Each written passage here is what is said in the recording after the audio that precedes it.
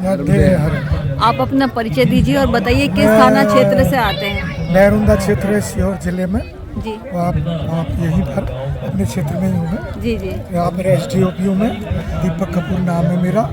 मेरे साथ भैरुंदा TI है श्री घनश्याम डांगी जी, और महाराज जी का बरसों देवास क्षेत्र से आगमन हुआ था हमारे क्षेत्र में छिपानेर में, और हम लोग वहाँ पे मैं पूरा फोर्स सुरक्षा व्यवस्था हेतु उपस्थित हुए। दादा गुरु के साथ आप 2 दिन से लगातार चल रहे हैं, तो उनके साथ चलने का अनुभव कैसा रहा? क्योंकि आप जानते हैं कि वो सिर्फ वायु पर परिक्रमा कर रहे हैं। वायु पर परिक्रमा कर रहे हैं, ये बिल्कुल सही बात है कि बिल्कुल कोई चीज़ ग्रहण नहीं करते हैं। और महाराज जी का सबसे अच्छी बात ये रही कि प्रवचन के दौरान वो ये बताते हैं कि पेड़ों को लगाना है, पेड़ों की सुरक्षा करना है, पेड़ों को काटना नहीं है, पॉलीथीन का उपयोग नहीं करना है। जो आजकल नर्मदा किनारे घाट पे भंडारा करते हैं, पॉलीथीन का यूज़ करते हैं और फिर नर्मदा जी में बहा देते हैं। तो महाराज जी का संदेश तो बहुत ही अच्छा है, ये लोगों को समझना चाहिए।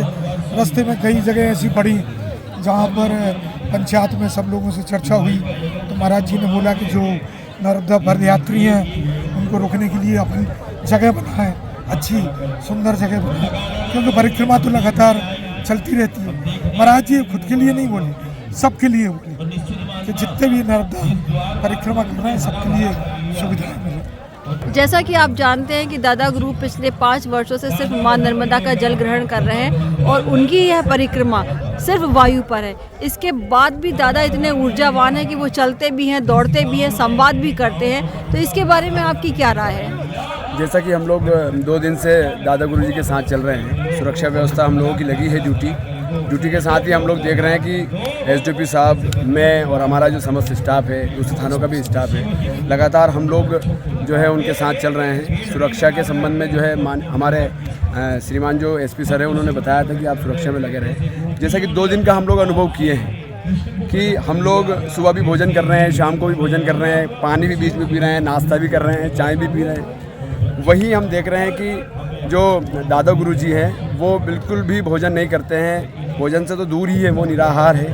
और साथ ही पानी भी, जल भी जो है अभी नहीं ले रहे हैं, केवल वायु पे वो अपना जीवन यापन अभी फिलहाल में कर रहे हैं। तो वास्तव में अद्वितीय शक्ति का परिचायक है और ईश्वरीय शक्ति जो है उनको कहीं ना कहीं वो एनर्जी, वो शक्ति दे रही है। और माँ नर्मदा की कृपा, जो साइंस भी पहले उनके ऊपर रिसर्च कर चुका है और कर रहा है, लगातार ही शोध चल रहा है। शोध के परिणाम स्वरूप भी वैज्ञानिकों ने और शोधकर्ताओं ने पाया है कि वास्तव में ये एनर्जी खर्च हो रही है उनकी। डेली इतना चलते हैं, इतना तेज़ी से चलते हैं, हम लोग भी पीछे छूट जाते हैं। तो वो एनर्जी उनके पास खर्च हो रही है, लेकिन आ कहाँ से रही है, ये अभी तक साइंस भी, शोध का विषय वस्तु साइंस का भी बना हुआ है। तो वास्तव में जो शक्ति है उनमें जो माँ नर्मदा की कृपा है, और साथ ही उनका जो सामर्थ्य है वो वास्तव में तारीफ़ काबिल है। और हम लोग सभी उनसे सीखते हैं कि वास्तव में हम लोगों को कितना करना चाहिए, कितना अच्छे से हम लोगों को प्रकृति का जो है पालन करना चाहिए और प्राकृतिक संसाधनों का सदुपयोग करना चाहिए। दादा गुरु जी ने, मैं इस बारे में थोड़ा सा बोलना चाहूँगा कि हम लोग 3 दिन से साथ में चल रहे हैं, तो रास्ते में हम लोग ने कभी नहीं देखा कि गुरु जी ने पानी ग्रहण किया हो। मतलब अंदर से, मतलब ये तो आश्चर्यजनक किंतु सत्य बात है। मतलब हम लोग ने प्रत्यक्ष 3 दिन में ये अनुभव किया है कि वायु पे महाराज जी चल रहे हैं। उनका शरीर इतना ढल चुका है कि उनको किसी चीज़ की, मैं समझता हूँ हम लोगों ने तो नहीं देखा कि ज़रूरत पड़ती हो कि रास्ते में, हम लोग तो 2-4 बार पानी भी पी लेते हैं, उनको कभी नहीं देखा कि रास्ते में रुक के पानी। अभी ठंड का समय चल रहा है, इसके बाद अभी गर्मी का समय आएगा। ठंड का, कल हम लोग नीलकंठ घाट पे थे और हम लोग स्वेटर पहने थे, कोट पहने थे, तब भी हम लोग को ठंड लग रही थी, जबकि महाराज जी बिना वस्त्र में थे और कुछ भी नहीं था। उसके बाद भी वो कपकपा भी नहीं रहे थे। मतलब शरीर, आप सोचो कितनी आश्चर्यजनक बात है कि नर्मदा किनारे हम लोग सत्संग कर रहे थे और महाराज जी को वहाँ भी बिल्कुल ठंड नहीं लग रही थी। ये बहुत बड़ी बात है। आप लोगों की कई जगह ड्यूटी लगती है, आपके अनुभव अलग अलग हैं। एक संत के साथ चलना और उनके साथ अपने कर्तव्य का पालन कर रहे हैं, तो कुछ अलग अनुभूति हुई आपको? आपने बहुत अच्छा प्रश्न किया है।